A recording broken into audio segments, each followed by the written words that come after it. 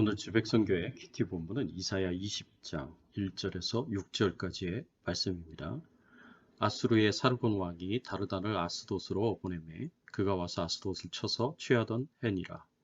그때에 여호와께서 아모스의 아들 이사야에게 말씀하여 이르시되 갈지어다 내 허리에 배를 끄르고 내 발에서 신을 벗을지니라 하시매 그가 그대로 하여 벗은 몸과 벗은 발로 다니니라. 여호와께서 이르시되 나의 종 이사야가 3년 동안 벗은 몸과 벗은 발로 다니며 애굽과 구스에 대하여 징조와 예표가 되었느니라. 이와 같이 애굽의 포로와 구스에 사로잡힌 자가 아수르 왕에게 끌려다닐 때에 젊은 자나 늙은 자가 다 벗은 몸과 벗은 발로 볼기까지 드러내어 애굽의 수치를 보이리니 그들이 바라던 구스와 자랑하던 애굽으로 말미암아 그들이 놀라고 부끄러워할 것이라.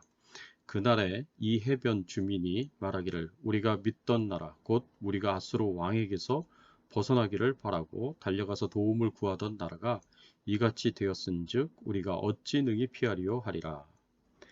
오늘 본문의 말씀을 가지고 우리가 살펴볼 주제는 우리 믿는 자들은 위기의 때에 하나님만을 의지해야 하는 이유가 무엇인가입니다.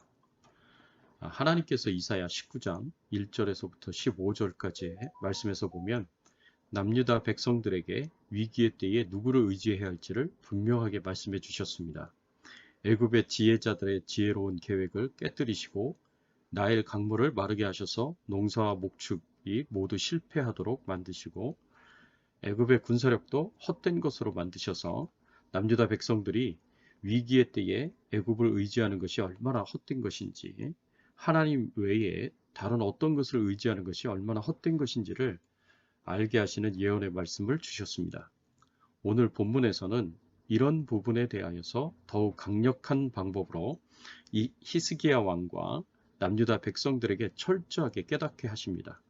남유다 백성들이 위기의 때에 애굽을 의지하지 말고 하나님만을 의지해야 하는 이유가 무엇일까요?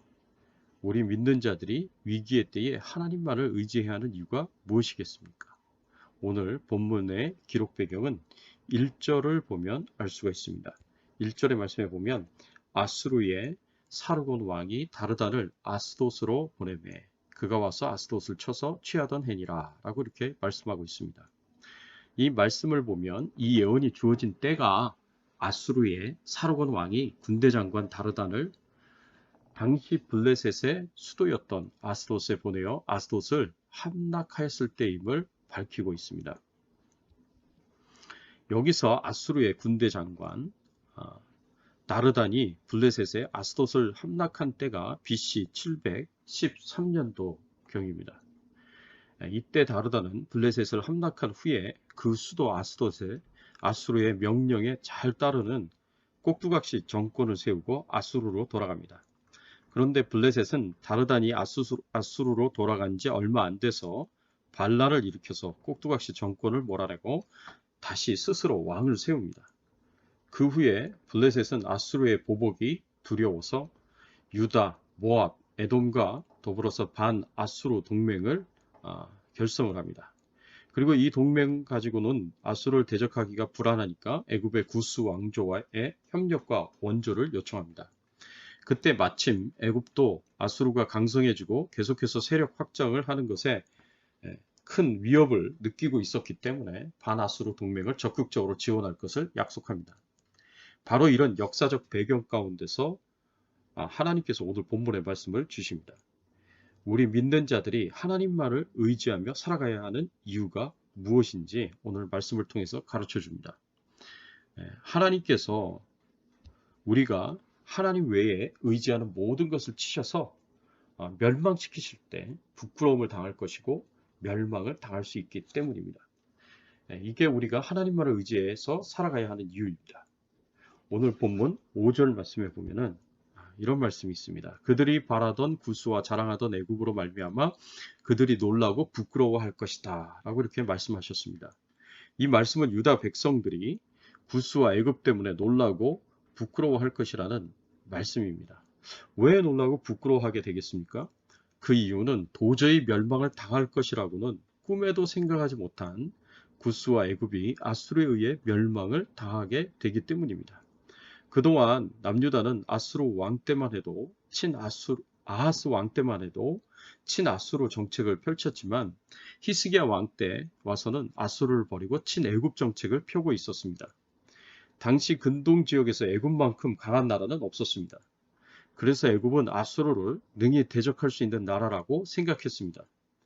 그래서 히스기야 왕은 하나님을 의지하는 대신에 애굽을 의지하여서 반아수르 동맹을 맺기까지 하였습니다.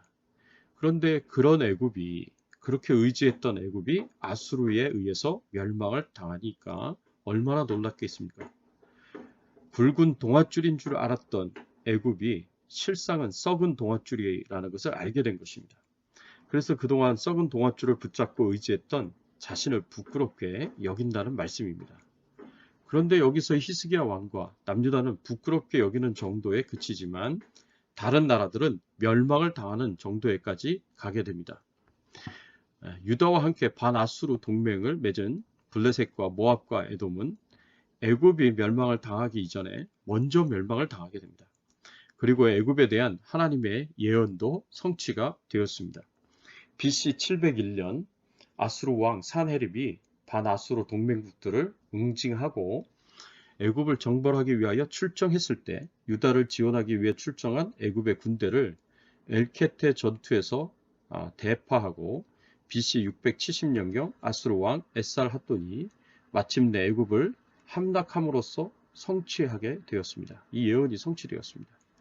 그래서 히스기야 왕이 애굽을 의지하는 것은 사실 심각한 잘못이었습니다. 어떤 경우에도 의지해서는 안 될 대상을 의지했던 것입니다. 유다가 의지한 애굽이 어떤 나라였습니까? 애굽은 과거 이스라엘을 노예로 부린 나라였습니다. 그리고 노예 상태에 있었던 이스라엘을 하나님께서 모세를 통해서 출애굽시킴으로 자유하게 하셨고 해방시키셨습니다. 그래서 하나님께서는 이 애굽과 다시는 관계를 맺지 말 것을 명령하셨습니다. 하나님께서 왕이 지켜야 할 세 가지를 말씀하시면서 그 중에 하나인 병마를 많이 두지 말라고 말씀하시면서 이런 말씀을 주셨습니다. 신명기 17장 16절 말씀에 보면 그는 병마를 많이 두지 말 것이요 병마를 많이 얻으려고 그 백성을 애굽으로 돌아가게 하지 말 것이니 이는 여호와께서 너희에게 이르기를 너희가 이후에는 그 길로 다시 돌아가지 말 것이라 하셨음이며 하나님께서는 군사력을 위하여 애굽에서 병마를 수입하지 말라고 금하십니다. 왜냐하면 하나님의 백성들이 애굽으로 다시 돌아가는 것 자체를 금하셨기 때문입니다. 애굽과 왕래하지 말고 관계를 끊으라는 말씀입니다.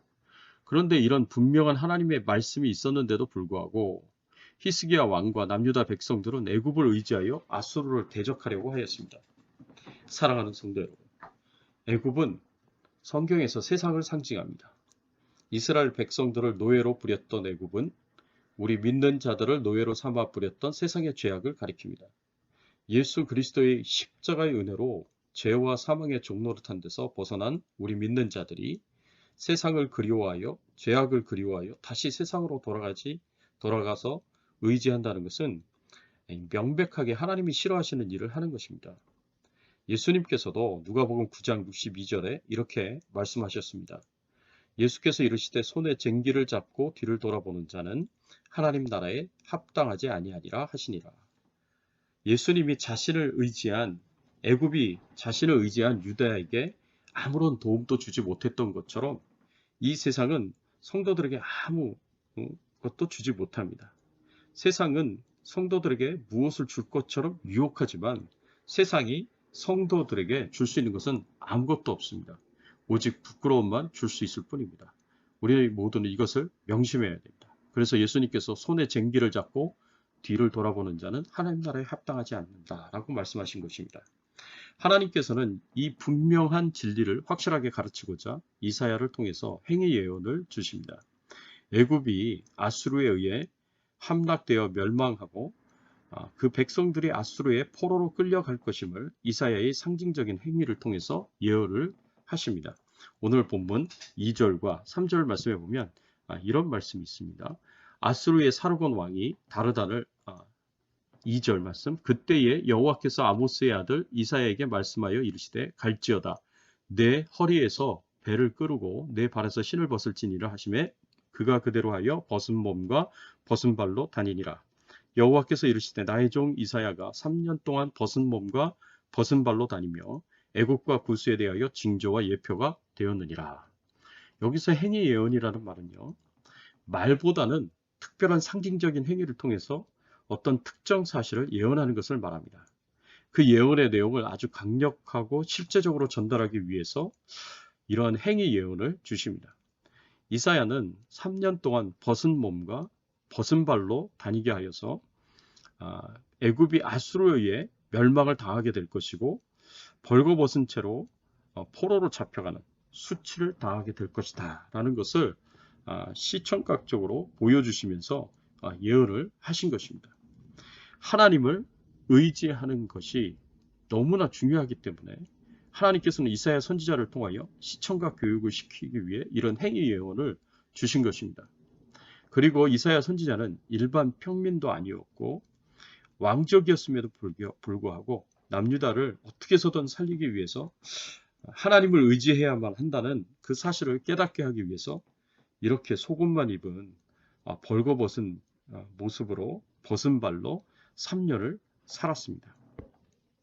사랑하는 성도 여러분, 위기의 때에 하나님을 의지하냐 아니냐, 이것은 우리의 생존과 연관되어 있는 문제입니다. 위기의 때에 하나님을 의지하면 사는 것이고 하나님이 아닌 다른 것을 의지하면 죽는 것입니다. 이것이 너무나 분명한 결과이기에 하나님께서는 이사야 선지자를 통해서 행위 예언을 하시면서까지 히스기야 왕과 남유다 백성들이 이것을 분명히 깨닫고 이해하기를 바라셨습니다. 어떤 상황에서도 하나님만 의지하고 하나님의 도우심과 돌보심 가운데 살아갈 수 있는 저와 여러분들이 되시기를 예수 그리스도의 이름으로 축원합니다. 함께 기도하겠습니다. 하나님 아버지 감사합니다.